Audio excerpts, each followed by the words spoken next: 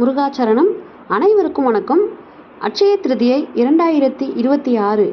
இந்த அன்னைக்கு தங்கம் வாங்க உகந்த நேரம் என்ன, அட்சய திருதியை அப்படின்னா என்ன, அதை பற்றின சில ஆன்மீக தகவல் தான் நான் இன்றைக்கி உங்களோட ஷேர் பண்ணிக்க போகிறேன். தங்கம் வெள்ளி மட்டும் இல்லைங்க, தங்கம் வெள்ளி வாங்க முடியாதவங்க அதை தவிர்த்து என்ன மங்கள பொருட்கள் வாங்கலாம், அதை பற்றின சில ஆன்மீக தகவல் தான். ஸோ பதிவை எங்கேயுமே ஸ்கிப் பண்ணாமல் பாருங்கள். வாங்க இப்போ பதிவுக்குள்ளே போகலாம். அட்சய திருதியை அப்படின்னா வளர்வது அப்படின்ற பொருள். அட்சய திருதியை நாளில் நாம் செய்யக்கூடிய எந்த ஒரு செயலாக இருந்தாலும் மென்மேலும் வளரக்கூடிய அம்சத்தை பெற்றுள்ளது. அதனால தான் அட்சய திருதி அன்னைக்கு நம்ம வாங்கக்கூடிய பொருட்கள் மென்மேலும் வளரும். அன்றைய தினம் நாம் செய்யக்கூடிய தான தர்மங்கள் கோடானு கோடி பலன்களை நமக்கு தரக்கூடியது அப்படின்னு சொல்லுவாங்க. அன்றைய தினம் கல் உப்பு மஞ்சள் வாங்கினாலும் தங்கம் வாங்குவதற்குரிய பலன்கள் கிடைக்கும். நம்முடைய வீட்டில் செல்வம் பெருகும். சித்திரை மாதத்தின் சுக்லபக்ஷம் 14வது நாளில் இந்த அக்ஷய திருதியை கொண்டாடப்படுகின்றது. அதன் அடிப்படையில் வருகின்ற அக்ஷய திருதியை ஏப்ரல் மாதம் 19ஆம் தேதி கடைபிடிக்கப்படுகின்றது. அட்சயம் என்றால் அல்ல குறையாதது அப்படின்ற பொருள் இருக்கு.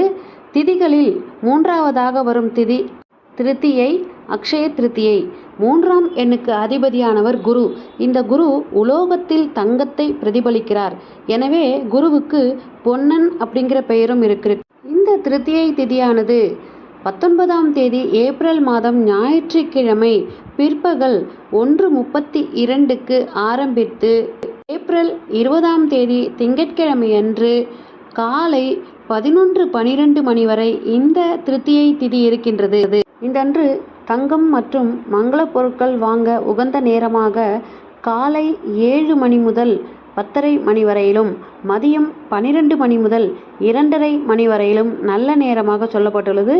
19ஆம் தேதி ஞாயிற்றுக்கிழமையன்று மங்கள பொருட்கள் வாங்க உகந்த நேரமாக இந்த நேரங்கள் சொல்லப்பட்டுள்ளது. இந்த நேரங்களில் வாங்கப்படும் நகைகள் வாழ்க்கையில் வளத்தை அதிகரிக்கும் அப்படிங்கிறது ஒரு நம்பிக்கையாக இருந்துட்டு வருது. அதே நேரத்தில் இன்றைய தினம் செய்யும் தானம் தர்மங்கள் பல மடங்கு பெருகும் அப்படின்ற நம்பிக்கையும் இருந்துட்டு வருது. அதனால் தவறாமல் அன்றைய தினம் எல்லோரும் நீர்மோர், பானகம், தயிர் சாதம் இவை அனைத்தும் நீங்கள் தானமாக நீங்கள் இல்லாத ஏழைகளுக்கு தானமாக கொடுங்கள்.